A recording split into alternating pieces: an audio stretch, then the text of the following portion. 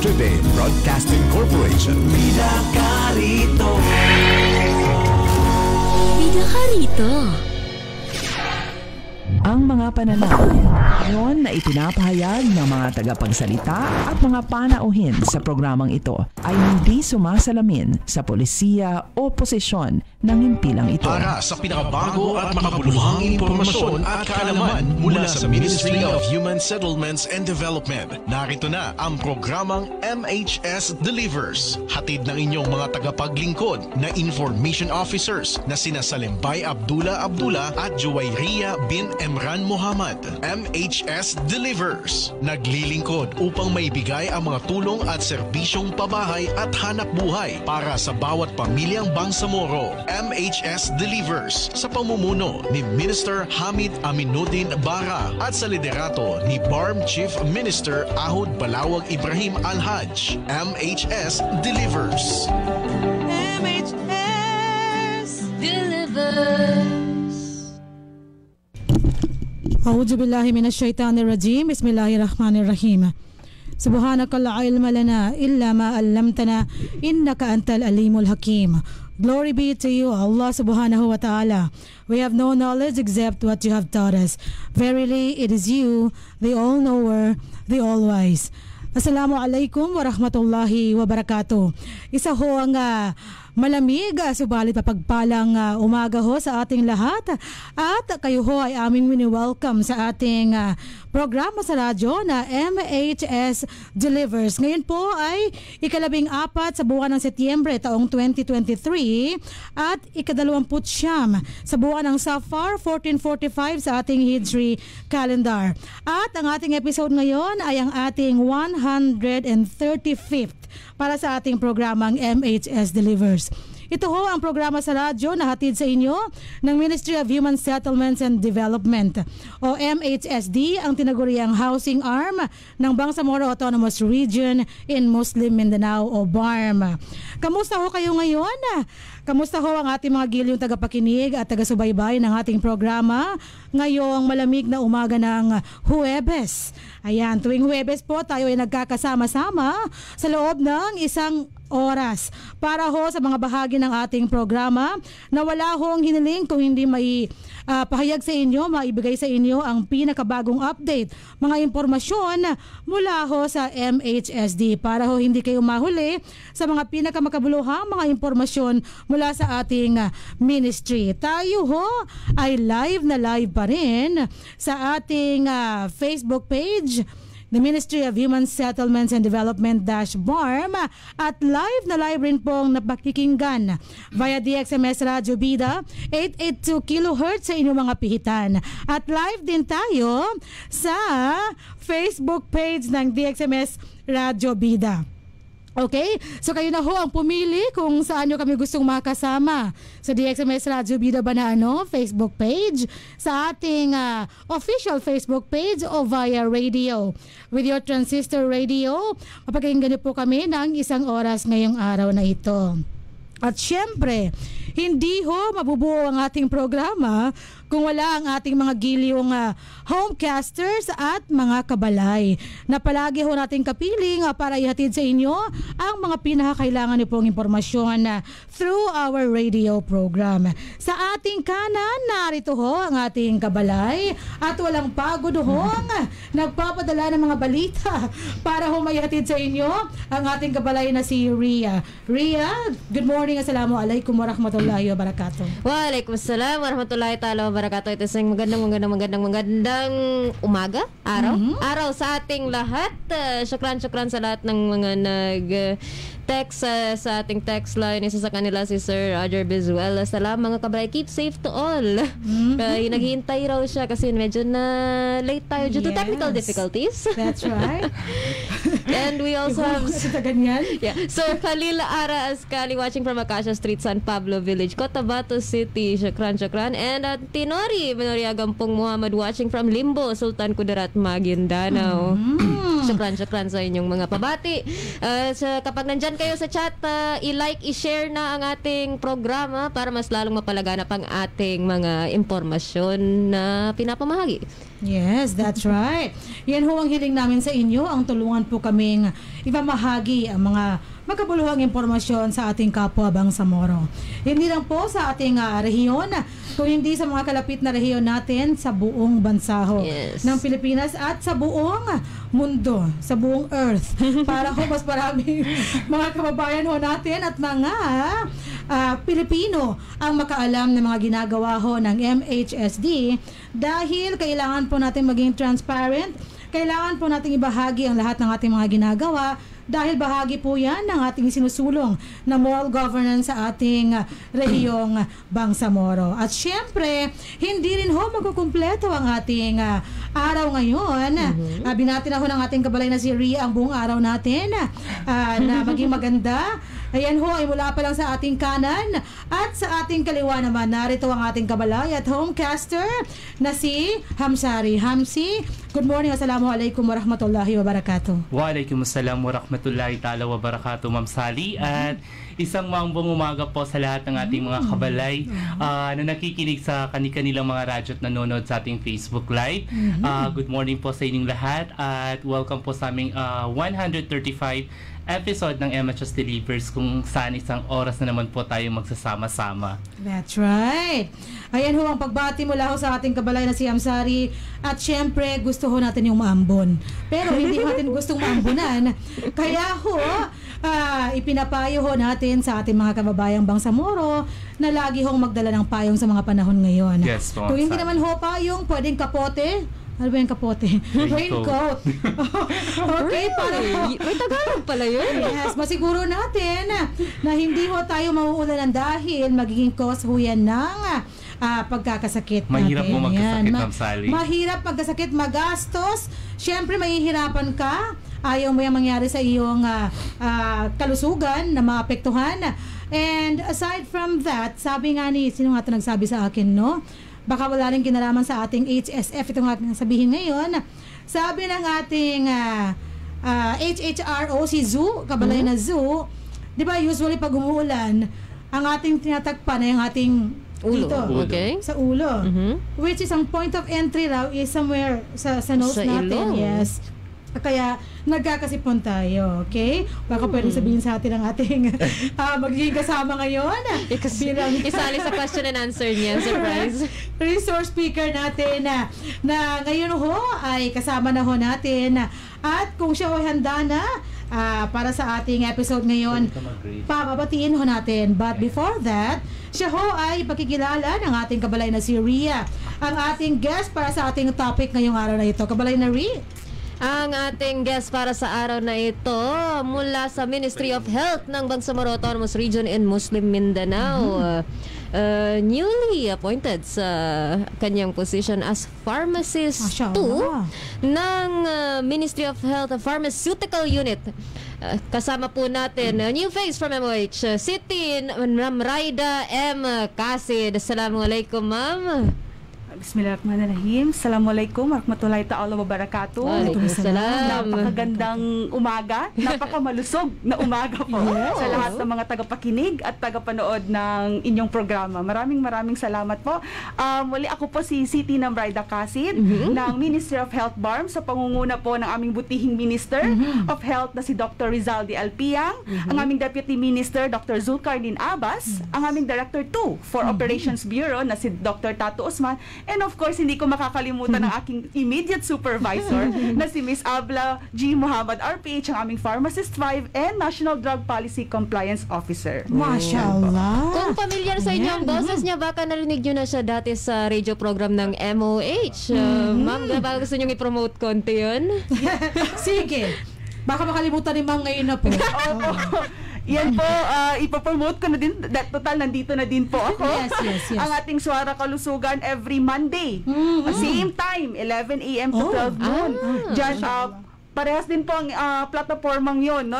Ipinapamahagi po natin ang anything about health. No? Right, promotion ng health dahil yun din naman po ang mission ng Ministry of Health BARM. Tama, tumpak po ang tinura ng ating resource speaker ngayon. Ma'am, how can we call you? Shorter name. Talia. Talia. Mashallah. Diba, napakalayo sa akin. Ma'am Talia. Parang naalala ko yung sali, ano, ng mga panahon. Tumpak ka dyan, ma'am, dahil pinanganak ako nung kapanahunan ni Rosalinda. Wow! Hindi ko lang alam kung alam ng ating kabalay rito. Si Rosalinda. Si Marimar. Marimar? Si Marimar, mashallah. Doon pala galing yung palayaw ng ating resource speaker, Yes po. Natalia. Okay lang, ma'am, kung tawagin namin kayong ganun sa ating Yes po, broadcast. wala pong Okay. problema yan. Mashallah. At yan ho ang pagbati mula sa ating guest speaker ngayong araw na ito para ho pag-usapan natin mamaya ang ating topic na Generics Month in the BARM 2023. Magbabalik ko si Ma'am mamaya para ho idetalye sa atin itong ating napakahalagang topic ngayong araw na ito. But before that, tayo ho ay manonood at makikinig muna sa ating napakahalagang paalala regarding the 9 requirements kung paano nga ba tayo makaka-avail or makakapag-apply para ho sa one of the units, housing units under our housing loan project. Kabalay na Almansor, please take it away.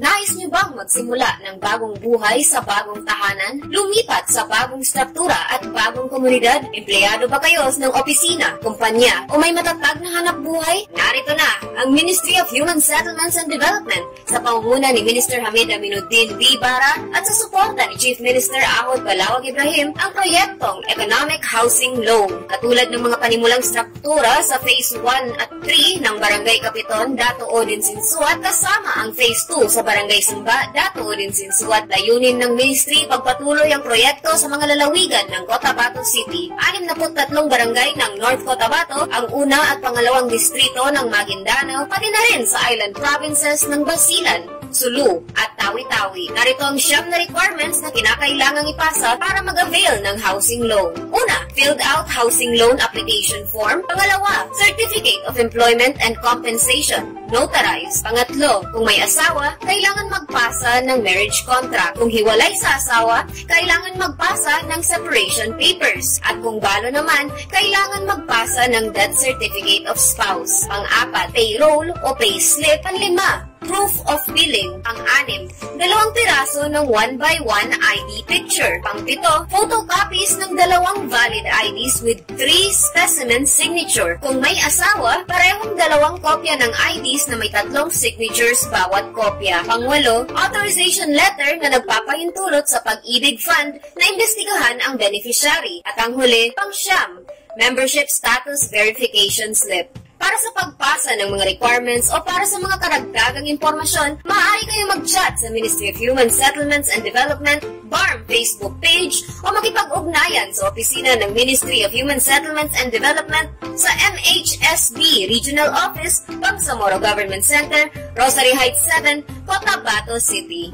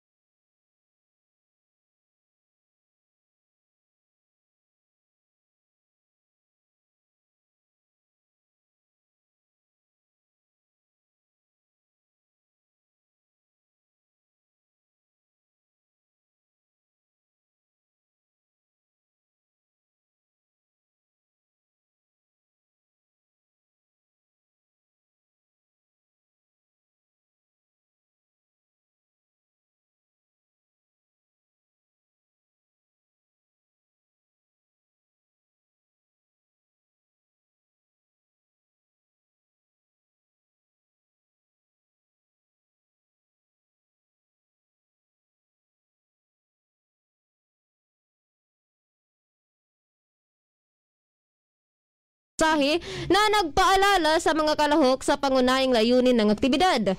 Binanggit niya ng isang talata mula sa banal na Quran, Surah An-Nisa 4:58. Katotohanan, ang Allah ay nag-uutos sa inyo na ibalik ang mga tiwala sa kanilang mga karapat-dapat na nagmamay-ari. At kapag kayo ay humatol sa pagitan ng mga tao, humatol kayo ng may katarungan. Napakarangal ng utos mula sa Allah sa inyo. Tunay na si Allah ay ganap na nakaririnig, ganap na nakakita. Ibinahagi naman ni Bangsamoro Director General BDG Ismael W. Ibrahim kung ano ang partikular na layunin ng aktibidad. Marami tayong ginawa sa opisina para masuri ang ating pag-unlad tulad ng lingguhang pagpupulong kasamang ministro at ang buwan ng in-house updating sa pangunguna ng Information and Communication Section. Ngayon, habang isinasagawa natin ang ating mid-year assessment, dapat nating tandaan na gaya ng paalala sa atin ng Islam na laging alalahanin kung nasaan tayo ngayon. Hindi tayo limitado sa pagtatasa sa opisina sapagkat magkakaroon ng malaking pagtatasa sa kabilang buhay. Kaya dapat tayong maging handa, pagbibigay diin ni BDG Ibrahim. Ang mga pagtatanghal ay binahagi ng mga dibisyon at seksyon ng ministry na nagbibigay diin sa kanilang mga nagawa. Patuloy at hinaharap ng mga programa, proyekto at serbisyo, pati na rin ang mga issue at alalahanin na nagpagdadaanan sa panahong sakop.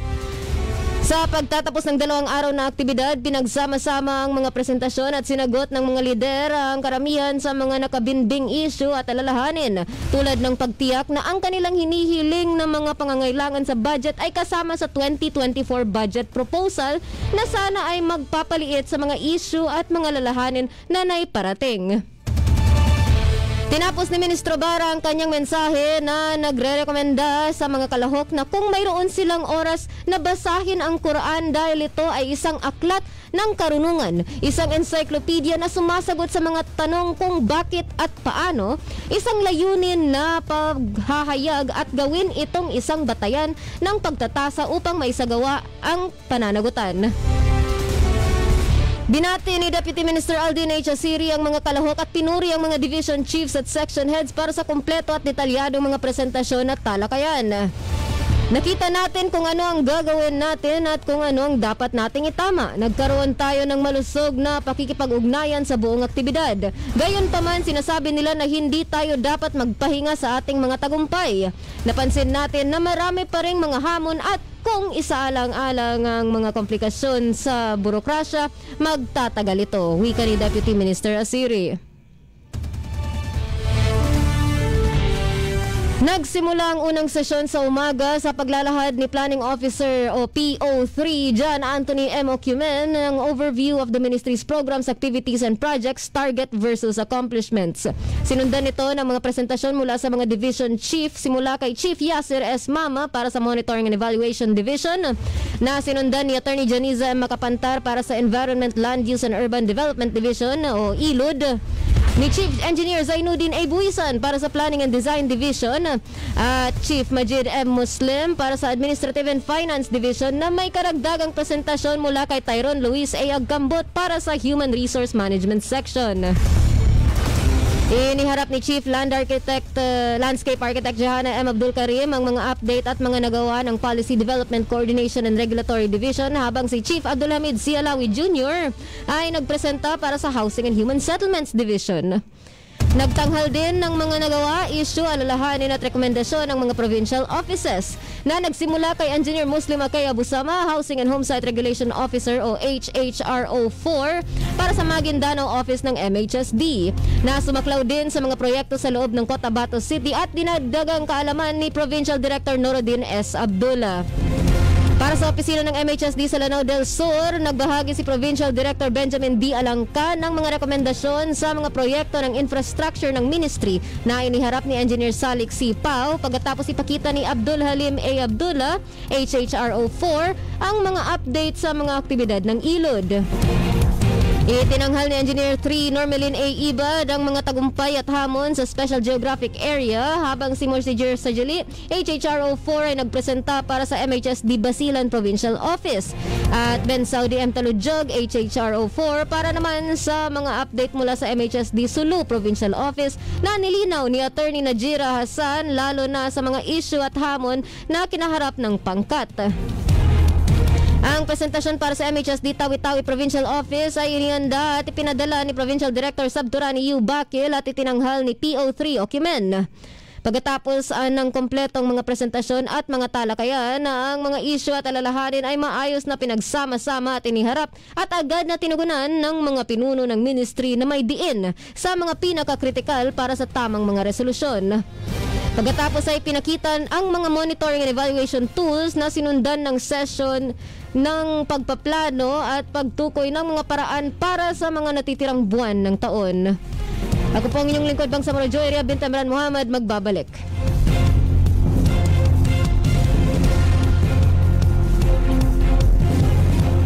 Maraming salamat Kabalay na Ria sa detalye ng ating unang balita.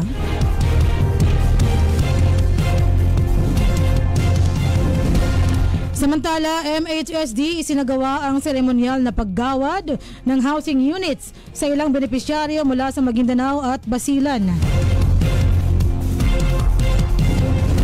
Ilan sa 250 benepisyaryo ng resettlement housing units sa Sultan Kudarat, Maguindanao at Muhammad Adjul at Tipo-Tipo Basilan ay nakatanggap ng mga certificates of award at symbolic keys mula sa Ministry of Human Settlements and Development, ang housing arm ng BARM.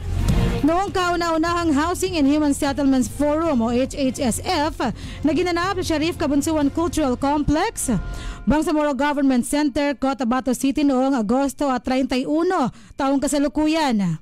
Sila ang ilan sa mga nakatanggap ng 50 housing units sa Barangay Darapanan, Maguindanao at 50 units sa Barangay Tipo-Tipo Proper, Tipo-Tipo Basilan, parehong pinondohan sa ilalim ng General Appropriations Act of the Bangsamoro o GAAB 2022. Samantala, ang 50 housing units sa Sitio Marang-Marang, Barangay Tuburan Proper, Muhammad Adjul, at 100 housing units sa Sitio Kuhunteke, Barangay Bagindan Tipo-Tipo ay pinondohan sa ilalim ng Special Development Fund o SDF 2020. Kasama rin sa SDF 2020 project sa Sitio Kuhunteke ang Water System Level 2. Si Abdul Nasir Samba, isa sa mga benepisyaryo, ay nagpahayag ng kanyang taus-pusong pasasalamat sa BARM dahil ginawa siyang isa sa mga nakatanggap ng mga housing unit na tumugon sa matinding pangangailangan ng kanyang pamilya ng permanenteng tirahan. Pinasalamatan ni Ministro Hamid Aminuddin Bara ang gobyernong Bangsamoro para sa pagkakataong ibinigay na pagsilbihan ang mga Bangsamoro sa pamamagitan ng MHSD. At umaasa siyang tatanggapin ang pagpupunyagi bilang bahagi ng ibada o pagsamba ng lahat ng mga nagpapatupad. Naniniwala kami na ang pananagutan na mayroon kami sa gobyerno ng Bangsamoro ay hindi lamang isang pananagutan sa gobyernong Bangsamoro at sa mga tao sa Bangsamoro, kundi isang pananagutan din sa Pilipino at sa gobyerno ng Pilipinas, pagbibigay din ng ministro. Ang mensahe ng punong ministro ng BARM na si Ahod Balawag Ibrahim ay personal na inihatid ng Assistant Senior Minister at Kapianan Program Manager na si Abdullah Dong Kusain. Sinabi ng punong ministro ng aktibidad ay isang patunay sa pangako ng BARM sa paghahangad ng kahusayan at pagkakapantay-pantay sa pabahay para sa bawat Bangsamoro.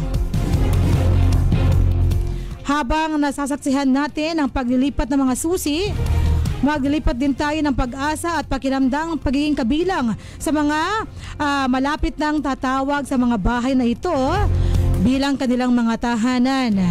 Bahagi ng mensahe ng inspirasyon ng punong ministro. Patuloy tayo magsisikap tungo sa pagsasakatuparan ng ating matagal nang mithiin ng isang mapayapa, progresibo, masigla at napapanatiling Bangsamoro.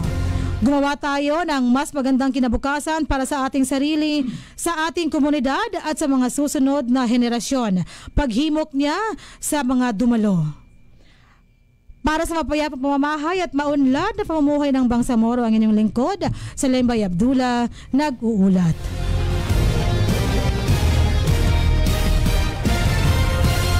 At para naman sa detalye ng ating ikatlo at huling balita ngayong araw, nagbabalik ang ating kabalay na si Ria. Para sa MHSD, inilunsad ang Housing and Human Settlement Management Manual sa HHSF 2023. Kabalay na Ria. Sa wakas ay inilunsad ng Ministry of Human Settlements and Development ang housing arm ng BARM, ang Housing and Human Settlements Management Manual o ang HHSMM sa kauna-unahang Housing and Human Settlements Forum, ang HHSF, na ginanap sa Sharif Kabunsuan Cultural Complex, Bangsamoro Government Center, Cotabato City noong ika-31 ng Agosto ngayong taon. Ibinahagi ni Abdulhamid C. Alawi Jr., Hepe ng Housing and Human Settlements Division, ang paglalakbay ng manual hanggang sa pagkumpleto nito mula sa taus-pusong mga pag-uusap at pagpaplano, mga tour na pang-edukasyon at mga session ng pagsasanay at pagawaan, lahat sa tulong ng Catholic Relief Services, ang CRS, ang solidong partner ng ministry sa paglipas ng mga taon. Sinundan nito ng mga presentasyon ng 4 na yugto ng construction management component nito at ang 10 hakbang ng community support services component nito ni Engineer Zainuddin A. Buisan, Hepe ng Planning and Design Division, at Attorney Nasiha S. Mamarangkas, Legal Officer 4 at isang social worker ayon sa pagkakabanggit. Ang paglulunsad ay pinangunahan ni Assistant Senior Minister Kosain kasama sina Minister Bara, Deputy Minister Aldin H. Asiri, Director General Esmael W. Ibrahim, CRS Country Representative Jonas H. Tetangco at ang mga tagapayo, technical na tao at mga manunulat sa likod ng paggawa ng pinakamaraming inaasahang manual.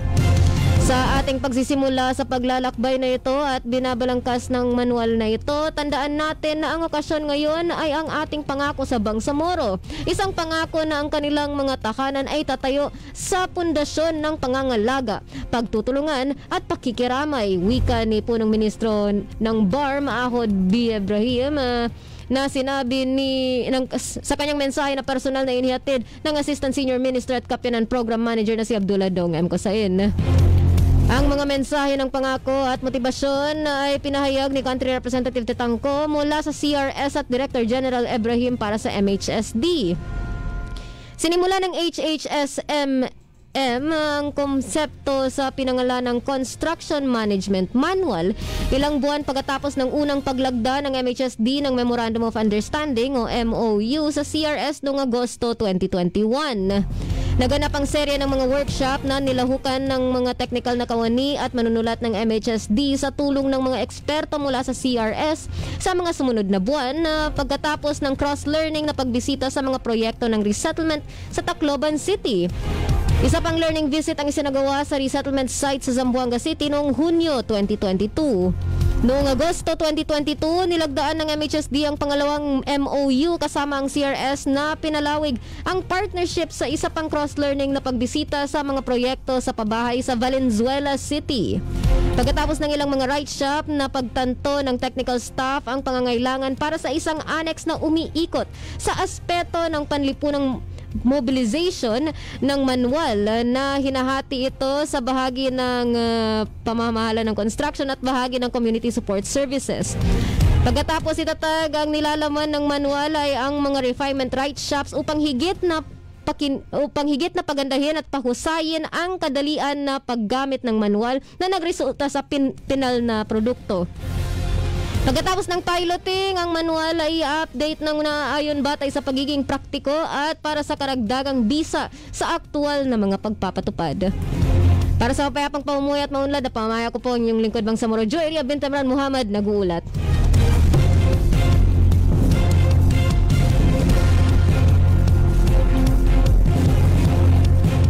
Maraming salamat Kabalay na Ria sa detalye ng ating ikatlo at huling balita. Ngayong 135th episode ng ating programang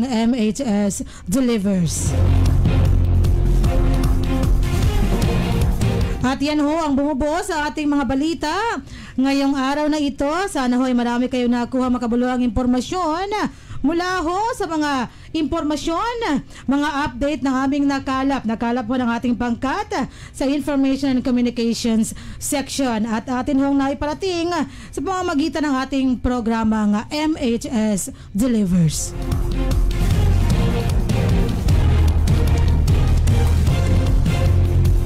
At tayo ho ay magbabalik para sa ating IPH at HSF. Pagkaraan lamang ng ating napakaikli subalit napakamakabuluhang paalala.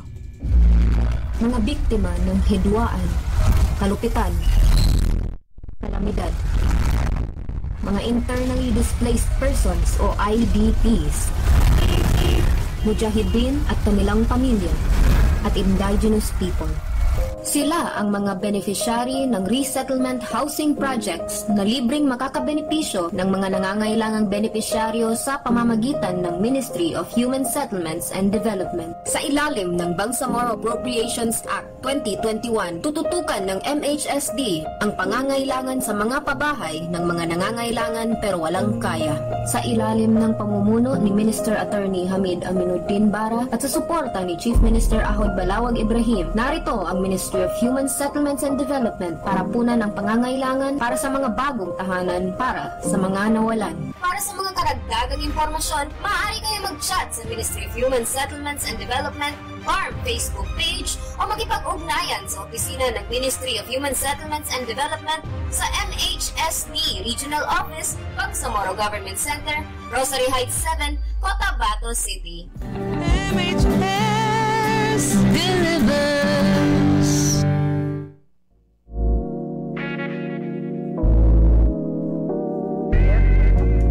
Yes, MHS Delivers.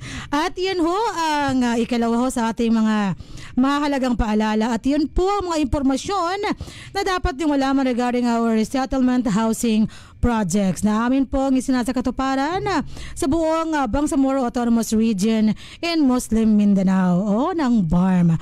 At syempre, hindi nawawala dyan ang ating mainland provinces, ang probinsya ng Maguindanao, Lanao del Sur, at Special Geographic Area na ngayon po ay tinatawag ng SGADA, Special Geographic Area Development Administration. Yan, SGADA. At syempre hindi ho nawawala ang ating island provinces, ang Basilan, Sulu, at Tawi-Tawi.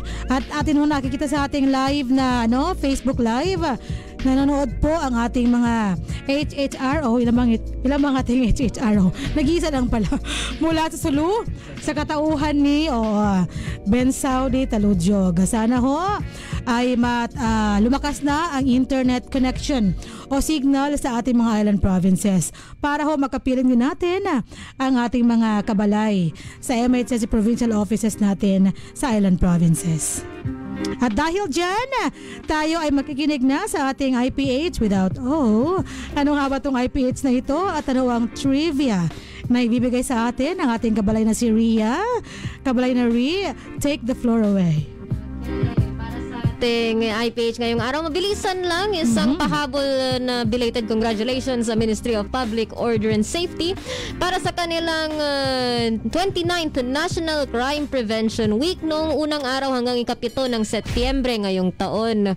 So, ang ating IPH ay tungkol dito sa National Crime Prevention Week na ito. Isang pagdiriwang tuwing unang linggo ng Setyembre ng bawat taon sa bisa ng Presidential Proclamation number 461 na nilagdaan ni Pangulong Fidel V. Ramos noong Agosto 31, 1994. Alinsunod sa Presidential Proclamation, ang Ministry of Public Order and Safety ay nakikiisa sa National Police Commission, ang NAPOLCOM, sa pagdiriwang ng 29th National Crime Prevention Week sa may temang pagtugon sa krimen at pagsulong pag-iwas sa krimen sa lokal, pambansa at pandaigdigang antas. Ang pagdiriwan ay naglalayong makabuo ng kamalayan sa komunidad, halaga ng pag-iwas sa krimen at pagyamanin ang interes at hikayatin ang pakikilahok ng pangkalahatang publiko sa mga programa ng pamahalaan. Gayon din itinatampok nito ang pinaigting na pagpapatupad ng mga proyekto at aktibidad ng iba't ibang ahensya at iba't ibang sektor ng lipunan upang maiwasan ang krimen at maihatid ang hustisya. So, sa ating mga safety agencies dyan, good luck sa inyong continuous na pag-ensure ng peace sa ating pamayanan. That's right. Dahil napakahalaga ng kapayapaan, ng pagiging peaceful ng bawat pagsasagawa ng anumang aktibidad sa ating rehiyon. Dahil pag yan po ang affected, lahat po ay maaaring maapektuhan. Lahat ng mga bahagi ng ating mga isinasagawa. At syempre, pinakamahalaga dyan, Kabalay na Ria, itong dumarating na eleksyon. No? Importante po ang role ng MPOS dito ho sa mga panahong ito. At sana ho, maging peaceful ang ating gaganaping halalan. Ngayong Oktubre, no? Ngayong October nitong taon. 31? Yes. And for 30? That, let's see, ano ba ang final na date ng ating eleksyon ngayong taon na ito. Kabalay na Ria, from your IPH, tayo na may lumako sa ating HSF. Kung trivia naman pa sa kabilang dako, magbibigay ng tips kung paano nga ba tayo magiging malusog at magiging ligtas sa lahat ng panahon. Narito po ang ating kabalay na si Amsari for our HSF. Maraming salamat po Ma'am Sally. At para po sa ating segmentong Health and Safety First, your best health is your greatest wealth, ating pong pag-uusapan ang Blood Disease Month. Ang Blood Disease Month ay pinagdiriwang sa buwan ng Setyembre taon-taon. Ang dugo ay gumaganap na napakalagang tungkulin para sa ating mga katawan. Ito ay binubuo ng plasma, mga puti at pulang selula na dugo at mga platelet. Ang dugo ay umiikot sa ating mga katawan at nagdadala ng oxygen at nutrients sa ating mga tissue at nagalis ng mga dumi mula sa ating mga selula. Sa pagdiriwan natin ng Blood Disease Month sa bisa ng Proclamation number 1833 na idiniklara ni dating Pangulong Gloria Macapagal Arroyo noong 2009, narito ang ilang mga karaniwang sakit sa dugo at mga paraan upang mapanatili na malusog ang ating mga dugo. Ang una sa mga pangkaraniwang sakit sa ating mga dugo ay ang anemia. Ang pinakapangkaraniwang sakit sa dugo ay ang sa mga pangkalahatang populasyon ay isang kondisyon kung saan ang katawan ay kulang sa sapat na malusog na pulang selula ng dugo or hemoglobin. Ang hemoglobin ay isang protina na mayaman sa iron.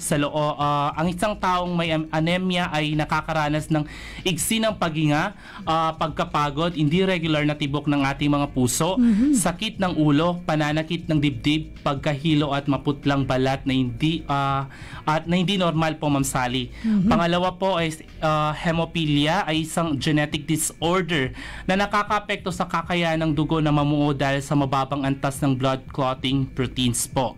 Ang pangatlo naman po, isang leukemia, isang uri ng cancer na nakakaapekto sa dugo at bone marrow ng isang taong meron ito. Ang uri ng cancer na ito ay nangyayari kapag ang utak ng buto ay gumagawa ng abnormal na mga puting selula ng dugo.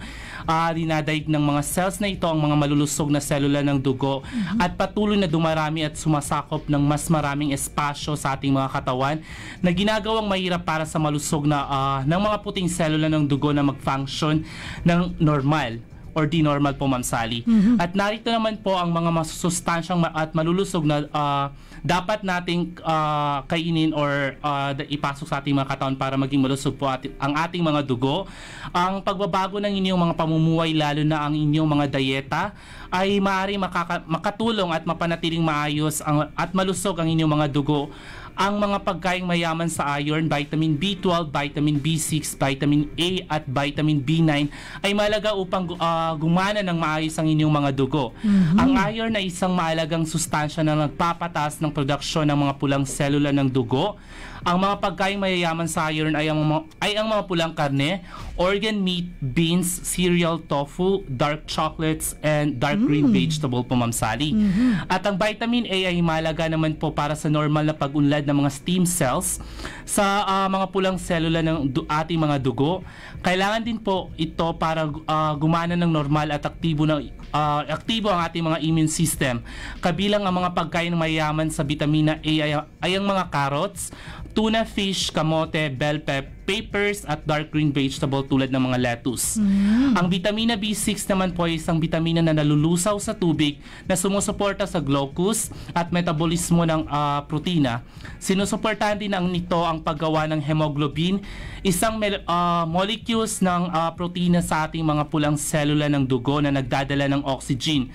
Ang vitamina B6 ay mahalaga sa pag-aalaga at pagpapanatili ng kalusugan ng ating mga dugo. Ang vitamina na ito ay matatagpuan sa mga kinakain nating manok, saging, kamatis, butil, mani, green beans at atay ng isang isda. Ang vitamina B9 or folic acid ay tumutulong naman po sa metabolismo ng protina at paggawa ng pagkukumpunin ng RNA or DNA. Ito ay mahalaga sa paggawa ng mga ating mga pulang selula ng dugo. Mapapanatili naman din po ng vitamina B12 naman ang malusog na nerve tissue at pinapanatili ang produksyon ng selula ng dugo.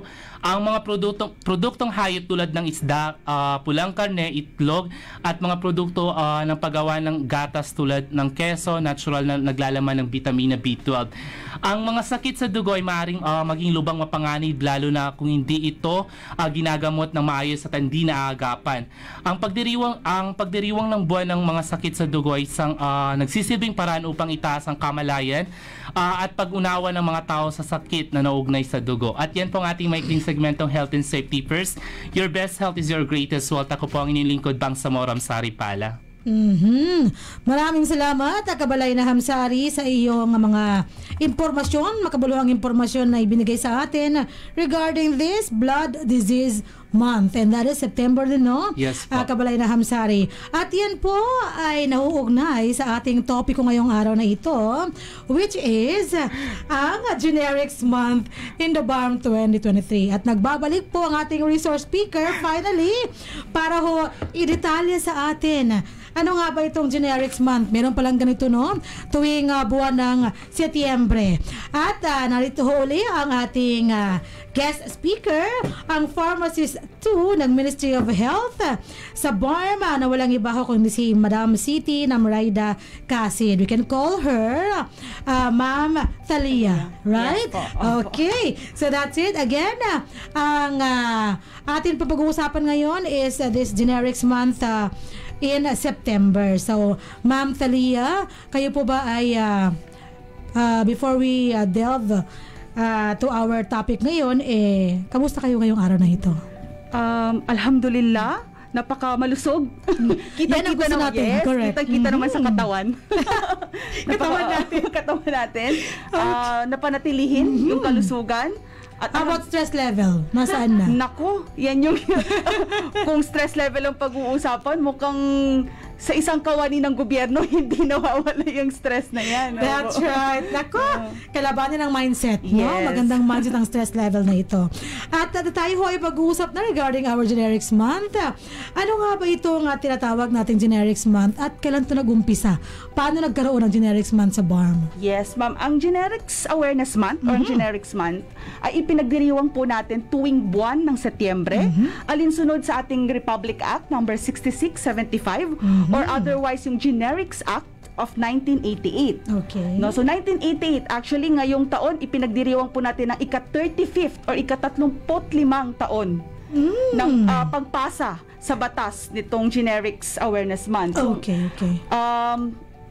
So, ang nasabing selebrasyon po natin ng Generics Months ay naglalayon po na isulong at tiyakin ang sapat na supply, paggamit at pagtanggap ng taong bayan sa generic na medisina. That's right. Kasama na dito yung tinatawag nating generic prescribing Yun. or dispensing.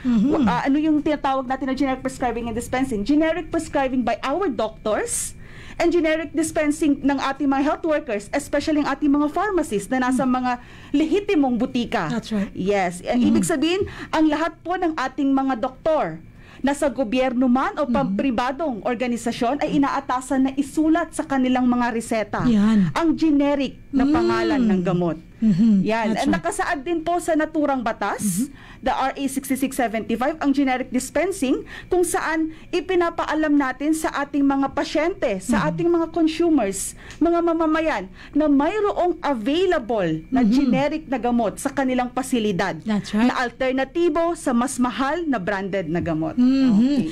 Ayan po ang palaging tanong ng ating kababayang Bangsamoro, Ma'am Thalia, no?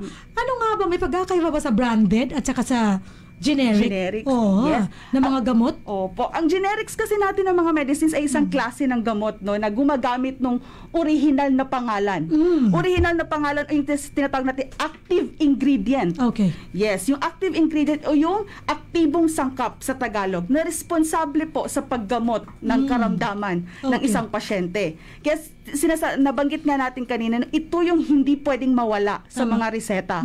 Dahil kapag ito ay nasa reseta, maaari po ang ating pasyente ay ma-exercise yung kanilang power na ano bang gusto nilang bilhin. Branded ba or generic? Tama.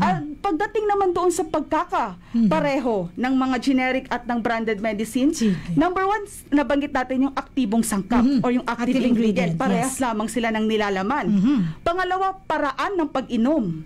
Kung iinumin mo siya orally, dadaan sa iyong bunganga. Oo. Yes, ganun din ang generic medicine. That's right.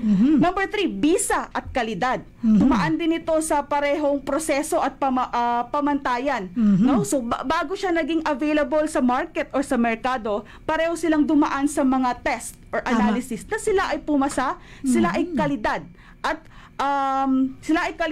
safe na gamitin ng mga taong bayan. Okay. At yun nga yung sinasabi natin, yung kaligtasan nito sa ating katawan. Yun. Okay.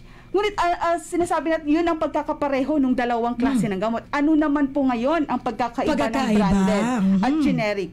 Number 1, yung hindi aktibong sangkap. Ano yung hindi aktibong Kung may sangkap? aktibo, Inactive ingredient. Ang inactive ingredient ay yung karagdagang sangkap na inihahalo doon sa mga medisina. For example, yung flavor. Okay. Yes, flavor. Yung mga branded natin na gamot, merong strawberry, may merong grapes. yes. Oh, may orange. Ang mga bata, ano bang gusto ng mga bata? Mas gusto nila yung orange. Tama. Oo. Ito yung mga sinasabi natin na hindi aktibong sangkap. Hindi naman siya, wala siyang epekto doon sa bisa at kalidad ng gamot. Pangalawa, yung hugis o forma ng gamot. Kulay. At syempre, ang pinaka-importante, presyo. Doon sila nagkakaiba. Yes, ang presyo. Okay. Dahil ang mga branded natin ay, sa totoo lang, mahal.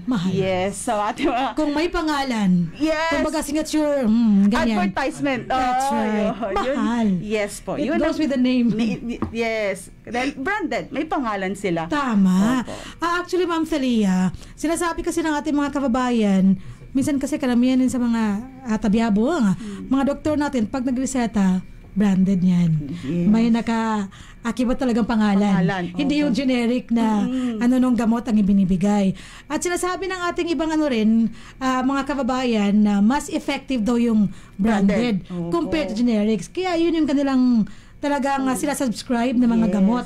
Kesa, and then there are other people in the Bangsamoro rin na ang sabi hindi raw safe ang generic.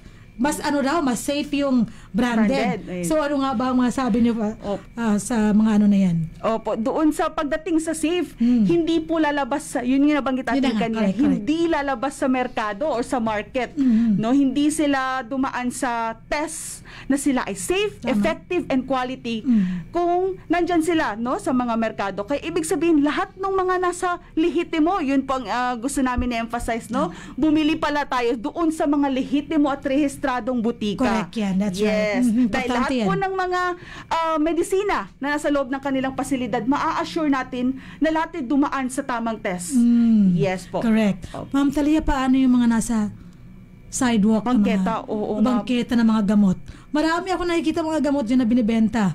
Na hindi ko alam kung yun ba yung mga safe or... Una sa lahat yung mga tinawag natin ng mga lehitimo rehistradong butika, lahat dyan nagmamanage po mga pharmacists. Mga tinatawag nating drug experts. No? Kaya, yun yung sinasabi natin sa lahat ng mga tagapakinig natin na marami tayo mga lehitimo rehistradong butika na nagbibigay or available yung generic medicine. Dahil hindi naman natin yung mga sinasabi niyo ma'am na available sa mga bangketa, no? Nasisiguro ba natin safe, effective, and kalidad? Kahit sabihin natin mura. Yes, binibenta nila ng mura. Dahil meron naman tayong mga butika na nagbibenta rin. Marami. Yes. Actually, at nakasubscribe po ako dyan. Ako mismo. Nakubilang nanay, no?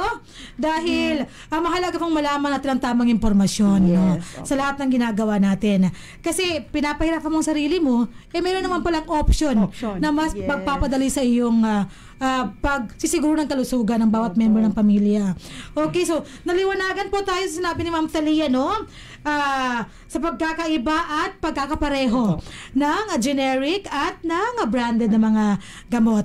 At para ho sa pagtusulong nitong Ma'am Thalia ng Generics Awareness Month ngayong September, anong mga activities na sinasagawa ng MOH? Yes po, kami po sa Ministry of Health Bangsamoro Autonomous Region in Muslim Mindanao ay patuloy na ipinapatupad at sinusuportahan ang layunin ng Generics Act of 1988. So, ngayong last week ng September, magkakaroon tayo ng celebration dito mismo sa Cotabato City in collaboration with our City Health Office of Cotabato, targeting yung ating mga hindi lamang mga pasyente, ma'am, no? Pati yung mga healthcare providers natin. Hikayatin natin ang ating mga doktor, ang ating mga nurses, midwives, lahat ng mga health providers na kung ano bang kahalagahan ng generic. No? Yes po.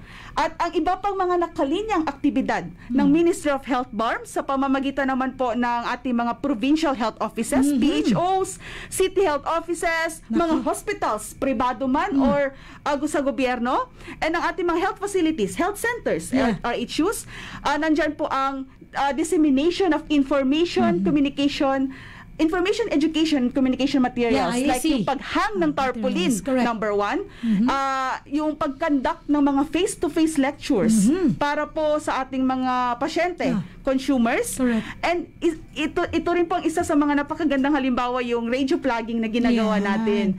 Especially doon sa mga areas natin na napakahirap i-reach, no? Walang internet access. Yes, opo. Isa ito sa mga paraan para may parating sa kanilang tamang impormasyon about generic medicines. That's right. And also yung IEC materials, pag-post natin ng mga IEC materials dahil nga nasa digital world na tayo, ma'am, di ba? Nasa ating mga social media platforms like sa Facebook, Instagram, Twitter, pag-post ng mga materials or information, facts about what is generic medicines. Yan. Katotohanan yung mga totoong impormasyon. Reliable information, correct. Baka ako kasi, mahalaga talaga na alam natin ang pinagmumula ng ating impormasyong kinukuha. Importante po yan.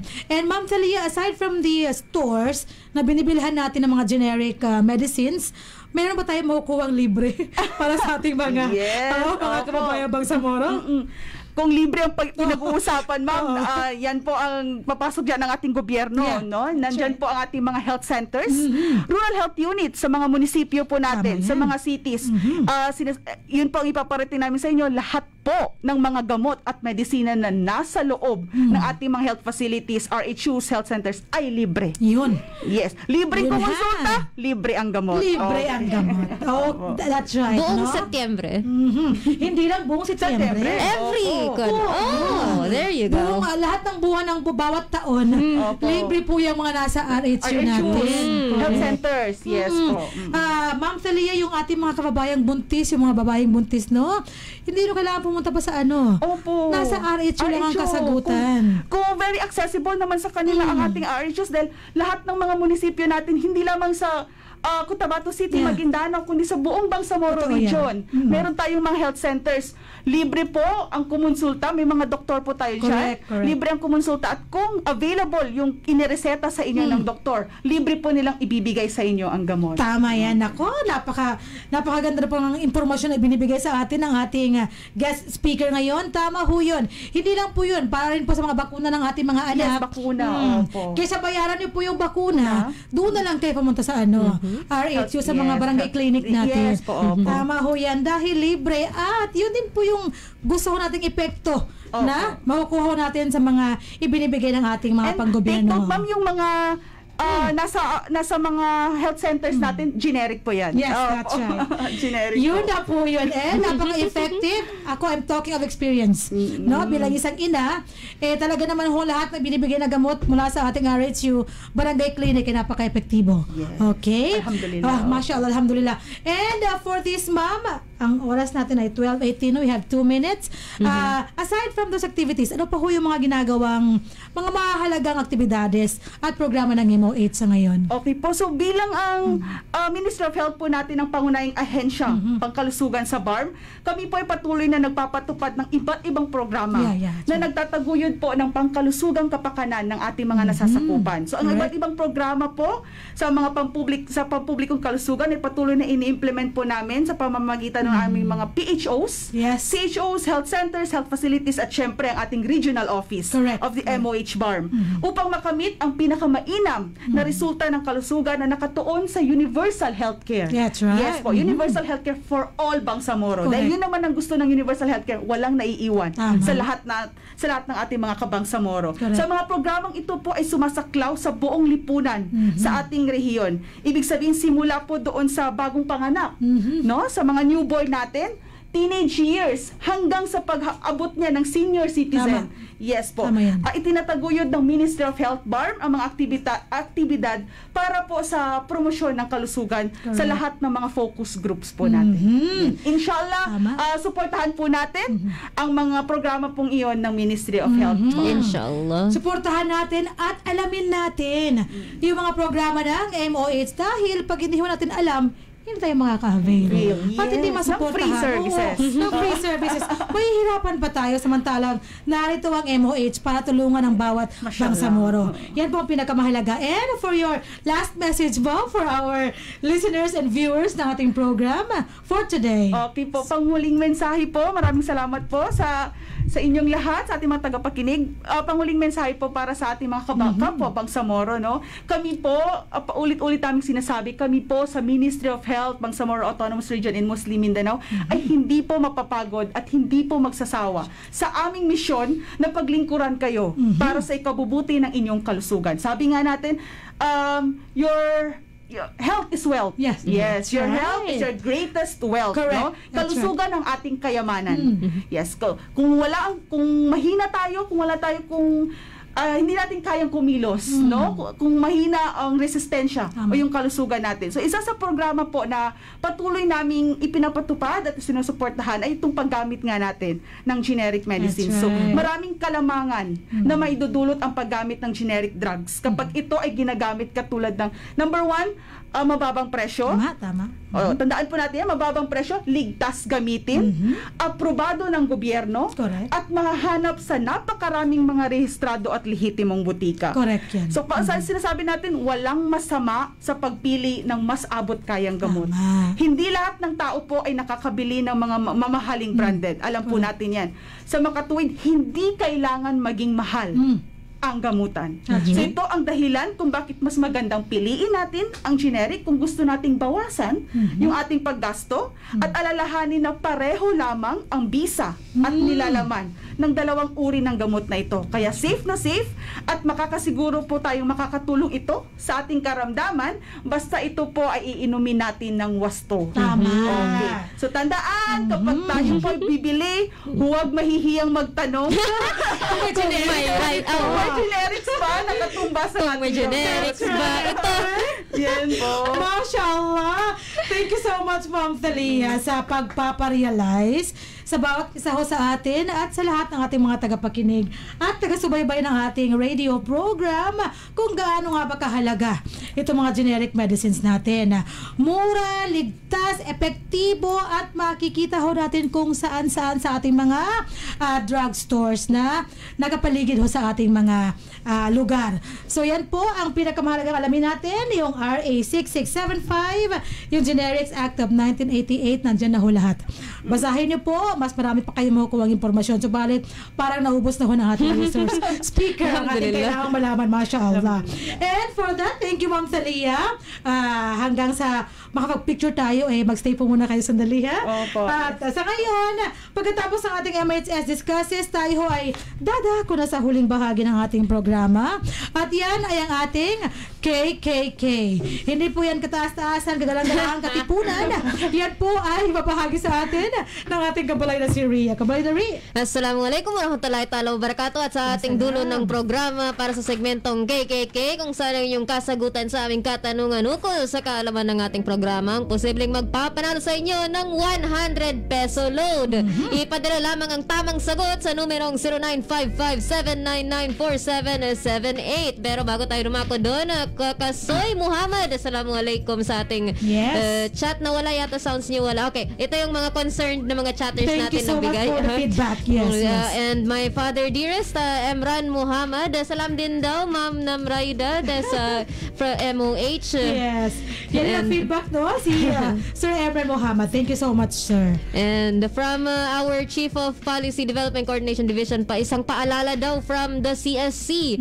Ngayong dugtong buhay handog ng Lingkod Bayan 123rd PCSA Blood Donation Program ngayong September 20. So, maalala nyo nung September 10, merong Muslim blood donation ng BDA. Ngayong September 20, meron namang blood donation ng CSC.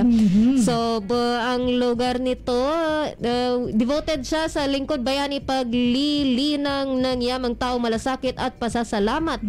Magaganap ang aktibidad sa September 2023 sa inyong iba't ibang CSC offices. Kumbaga. So, bumisita sa CSC on September 20 pa kung nais din yung mag-donate ng inyong dugo, ng inyong buhay. Madurugtong ng buhay ng iba, no? Mashallah. Kabalay na Rhea, watching din sa ating FB Live, si Ben Saudi Taludyog, Sami Ibrahim, our governor, and Talib Tiburon, one of my uncles. Hi. Thank you so much. At para sa Magic 3 questions, Kabalay na Rhea. First question, sa lahat ng binanggit ni Ma'am Thalia na pagkakaiba ng generic at branded na gamot, magbigay lamang ng isa. Isa lang? Isang pagkakaiba.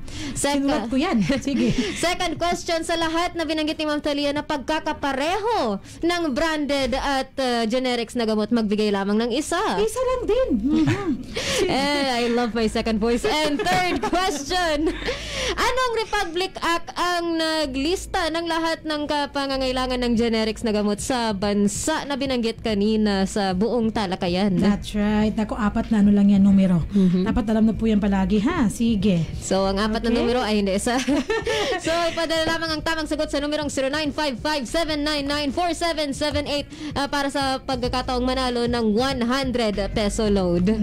For 5 winners po yan every episode. And thank you, Kabalay na Rhea, para sa ating mga katanungan kung saan kapag nasagot at nauna po sila nagsend ng kanilang text, sila ay mananalo ng 100 peso load. 5 winners po yan. At dahil dyan, tayo po ay magpapaalam na sa ating 135th episode ng ating programang MHS Delivers. Yes, Kabalay na Rhea? Clarification pala, hindi pala sa CSC office siya. Kailangan nyo mag-register kung nais ninyong mag-join ng register via? Pwedeng may link for registration na pwede kong isend mamaya sa ating comment section. Pwede rin magtawag sa 064-552-0327 o mag-email sa robarm.lsd@csc.gov.ph. Isend ko ang lahat ng details nito mamaya sa ating comment section. Yes, that's right. Okay. Thank you so much sa nagbigay ng impormasyon, and thank you so much, Rhea, for sharing yung napakahalagang impormasyon na yan. At tayo ho ay namamaalam na sa ating episode ngayon. Sa ngalan ng ating napakabait at napaka-supportive na minister sa MHSD BARM, Attorney Hamid Aminuddin Bara, kaakibat ang ating napaka-generous din at napaka-supportive na Deputy Minister Aldi Nasiri at sa ngalan ng ating ever-coolest, ever-generous Director General Esmail Ibrahim at sa ngalan nina ako po ang inyong lingkod Bangsamoro Joy Ria Bint Emran Muhammad at ako po ang inyong lingkod Bangsamoro Sari Pala at sa ating mga kasamaan sa ICS Technical Side, Sir Almansur S. Ugaw, Sir Datuno Zaydaud at sa ating mga katulong from DXMS Technical Side, Sir Rupert, Sir Archie, Sir Dennis, and Sir Jonathan, maraming salamat po sa pagsama sa amin sa episode na ito. Yeah, maraming salamat Kabalay na Ria at Kabalay na Hamsari at ito ho ang inyong lingkod sa Lembay Abdullah na lagi pong nagpapaalala na lahat ho ng ating mga gawain na dapat nating isagawa guided by our hashtags at yan ay hashtag Trabaho ko, Ibada ko, hashtag Work with Excellence and Perfection, hashtag Our Home, Our Dream, and hashtag Building Community, Building Ummah. Wabillahi taufiq wal hidayah, with Allah comes all success and guidance. Kami po ay nagpapaalam na at palagi ho nagsasabing Assalamualaikum warahmatullahi wabarakatuh. Sumainyo ang programang MHS Delivers. Naglilingkod upang maibigay ang mga tulong at serbisyong pabahay at hanap buhay para sa bawat pamilyang Bangsamoro. MHS Delivers sa pamumuno ni Minister Hamid Aminuddin Bara at sa liderato ni BARM Chief Minister Ahud Balawag Ibrahim Al-Haj. MHS Delivers.